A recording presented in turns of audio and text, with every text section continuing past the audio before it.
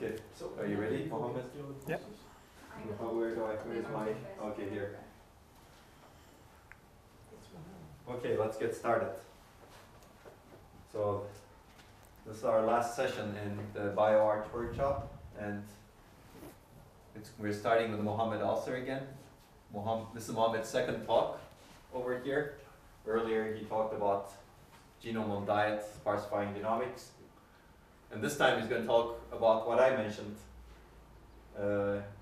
in a bit of detail, basically pre-alignment filtering. This was part of Mohammed's PhD thesis at Bilkent, co-advised with Can Alkan and myself.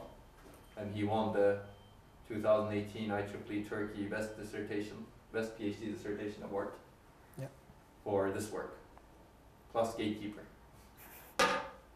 Okay, Mohammed, go ahead. Thanks a lot, Anwar. I think something bad is going on with the machine, so. Overheating? Oh, is that machine? O sanırım bilgisayarımdı. Bilgisayarın değil miydi enerji düşüklüğü? Yok değil yani. Yok. Okay, let's see. Okay, let's start. Hopefully we won't have a problem with the projectors. All right, let's see how it goes. So thanks everyone for watching this talk, hopefully on YouTube, and you can watch the recording later.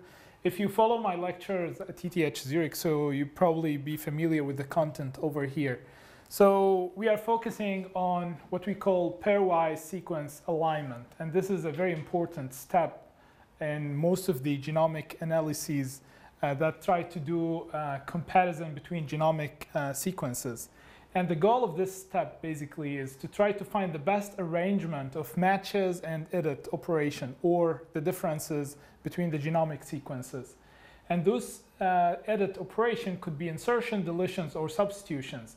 And we do that so that we can do fine-grained comparison between the genomic sequences.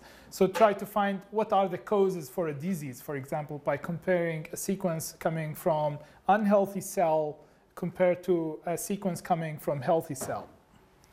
And usually we do that using what we call dynamic programming approach, which is not something unique to genomics, but could be used in many other domains. And the way we compute this is basically we have a table, as you can infer from the name. We have a cells, and each of those cells represent a data that represent the comparison between corresponding characters from one sequence to the other sequences.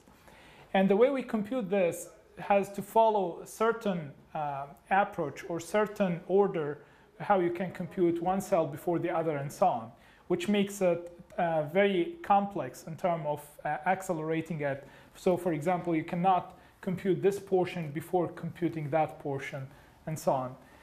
And the last thing you would see over here is the trace back, which is done at the end after you compute the entire table. You would like to track which of those entries provide the best arrangement as we define it in our problem.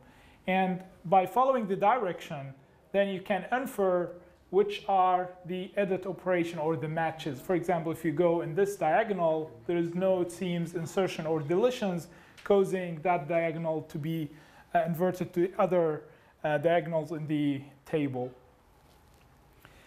The problem becoming more severe when we talk about long sequences. So out of Gram filter that we achieve 5.6x to 6x lower falsely accepted pairs compared to fast hatch, which using adjacency filtering that try to get the k-mers from the sequences and check whether those k-mers are existing in the neighborhood k-mers or not. And in terms of speed up, you can see over here, it's a limited speed up, yes, but the data movement is already reduced a lot. I think we didn't quantify it in the paper, but moving forward, you can think about the reduction we did in terms of the data by not moving a lot of pairs, a lot of dissimilar sequences from the memory device all the way to the host CPU. And as I mentioned, this is limited to short reads, but most of the other filters that we have from our group and other groups can support both short and long reads. So I think it's very useful paradigm to use filtering before any sequence aligner, as I show in the results. It's even beneficial for WFA and all those recent sequence aligners.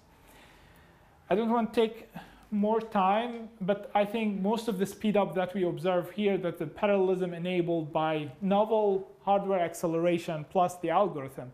So we always need to develop an algorithm that is friendly with the hardware that we are using.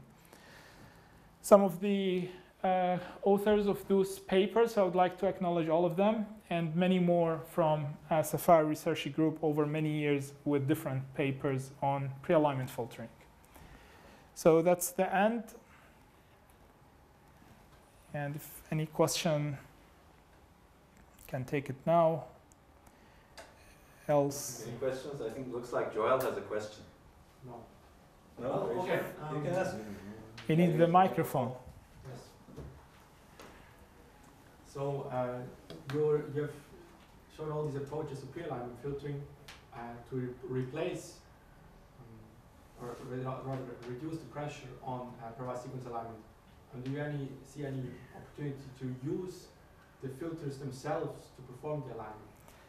That's a very good direction, I guess, and very good question, because most of the work in the recent years try to focus on heuristics, regardless if they provide optimal results for some cases or not, but they cannot provide optimal result all the time, for example, or they don't want to do that.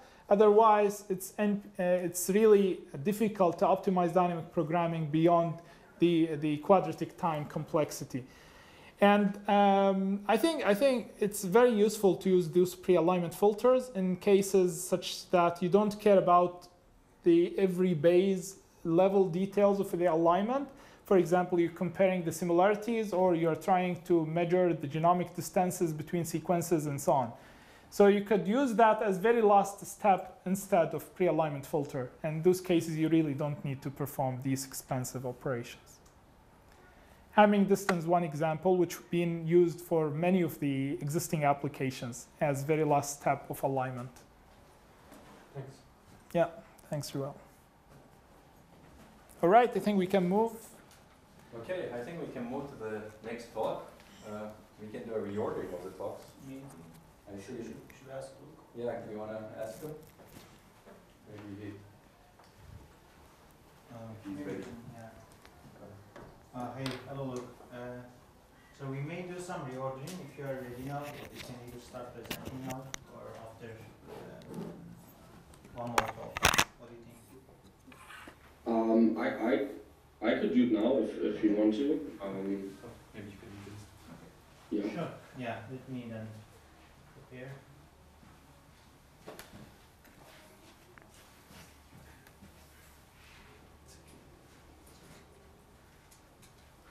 Maybe in the meantime you can start sharing your screen. And we should also thank Mohammed. We forgot to thank Mohammed, I think.